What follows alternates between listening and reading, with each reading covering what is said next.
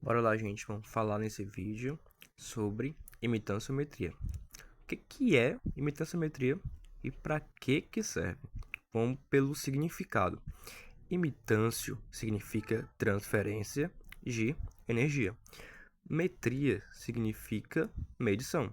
Então, estamos medindo, fazendo uma medição da transferência de energia que acontece na orelha média.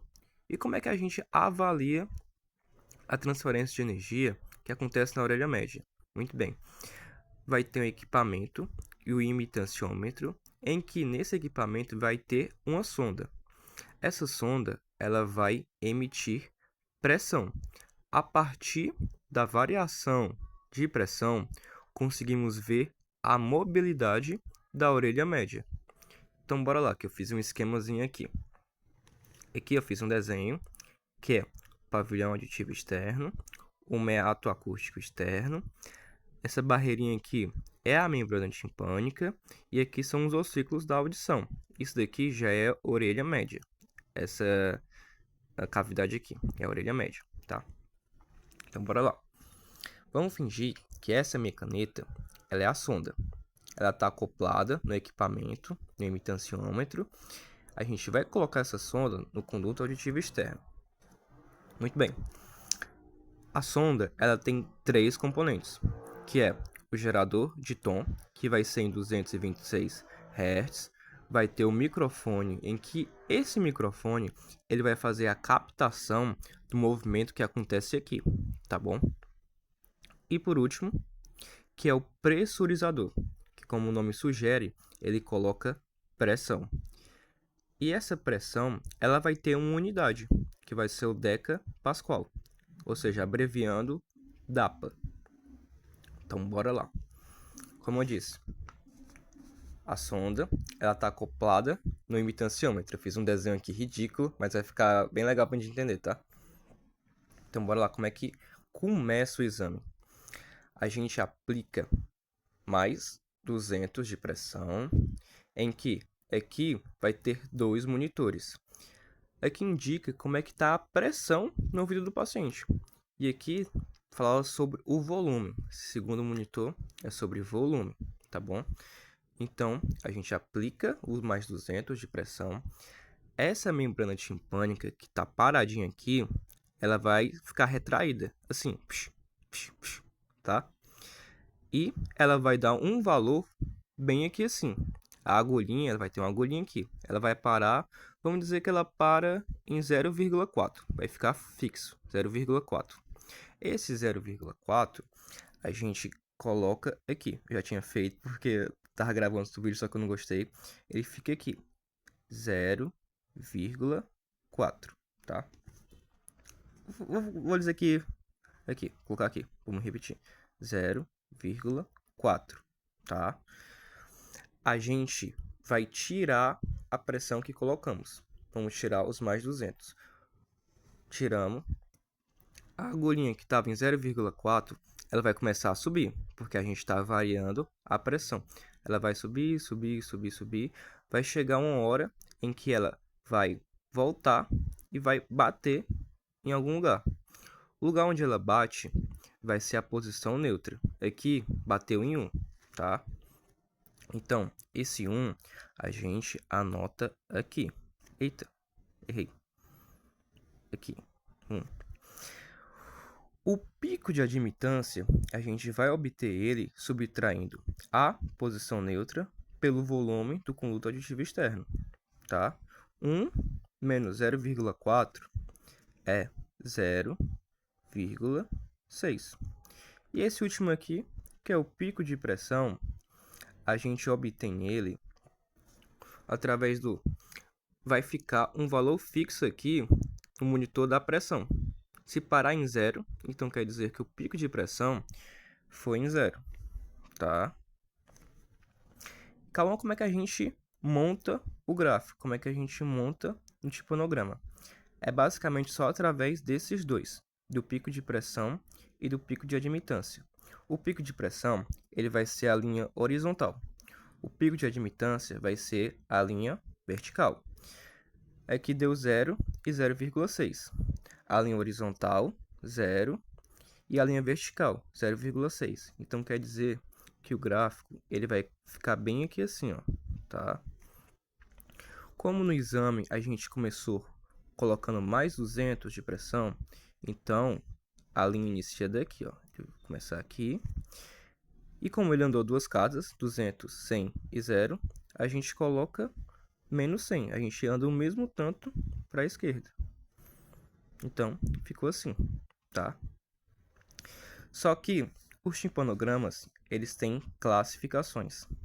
Então, bora lá para as classificações do timpanograma. Não tem como a gente falar sobre classificação sem falar de um cara que ele produziu muito, ele testou muito, em que Jerg e outras pessoas, em 1972, eu risquei aqui porque não é 1970, é 72, ele classificou os timpanogramas em tipos, em que tem o tipo A, o tipo AR, o tipo AD, o tipo B e o tipo C, tá? Vamos começar pela família A, AR e AD. O pico de pressão vai ser sempre de menos 100 a 0, nos três, tá? Que o pico de pressão, novamente, é esse aqui de cima. A única coisa que vai variar é o pico de admitância, que é a linha vertical. Se for de 0,3 a 1,65, vai ser tipo A. Se for de menor que 0,3, a linha vertical, vai ser um tipo AR. Se for maior que 1,65, vai ser tipo AD, tá? Eu fiz um esquemazinho para decorar, tá? O A, normal. O AR, esse R é de rígido, de reduzido. Então, ela está menor que 0,3, então ela está reduzido.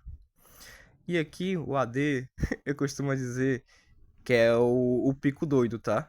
Que ele é, tipo, ele é maior que 1,65. Então, ele é doido, ele tá lá em cima. Então, basicamente é isso. Vamos passar para o tipo B. O tipo B, ele não apresenta pico. Ou seja, o gráfico ele vai começar assim, vai subir, só que ele não vai dar o pico, ele vai vir assim, ó, tá? Então, esse é o pico, é o tipo B, ele não apresenta pico. E por último, o tipo C, o volume é variável, ou seja, ele pode dar abaixo de 0,3 e acima de 1,65. É como se unisse esses três aqui, só que a única diferença é que o pico de pressão, ou seja, aqui o primeiro, ele vai dar menor que menos 100, ele vai ser negativo. Ou seja, o pico de pressão ele vai acontecer, por exemplo, bem aqui assim, bem aqui, tá bom? Então, é isso. Eu fiz uma tabelinha de associação do timpanograma com o tipo de perda e com algumas patologias, tá bom? Vamos falar aqui da perda do tipo de perda condutivo. Condutivo, como o nome fala, vai afetar a orelha externa e a orelha média. Como a timpanometria é um exame que avalia a orelha média, a movimentação da orelha média, se, por exemplo, tiver uma otite média, quer dizer que tem secreção na orelha média. Então, quando formos fazer a timpanometria, não vai se movimentar muito bem. Então, vai ser o tipo B, porque não apresenta pico, do tipo B. A sensório neural é um tipo de perda que acontece na orelha interna. Então, a orelha média está boa. Se a orelha média está boa, quer dizer que tem movimentação dos componentes dela. Então, é tipo A. A mesma coisa com a mista. Se é mista, quer dizer que tem um componente condutivo e um componente sensório. Então, se tem componente condutivo, a movimentação da orelha média, ela não vai estar boa. Então, vai ser tipo B, tá? Aqui eu classifiquei a otite média e a otite média, tá bom? E por último, algumas patologias, que é importante. Cachumba. A cachumba, ela é uma patologia em que ela vai afetar a orelha interna. Se afeta a orelha interna, então a média está boa. Se a média está boa, então tem movimentação, ou seja, tipo A. Na autoesclerose, ela é uma doença que vai afetar a orelha média. Ela vai causar um enrijecimento. Se causa um enrijecimento, vai ser tipo AR, porque AR é rígido. Então, tá? Então, o pico de admitância no autoesclerose, ele vai dar menor que 0,3, tá bom? Então, basicamente é isso. Eu acho que as principais coisas eu falei. E eu vou fazer outro vídeo sobre reflexo acústico, tá bom?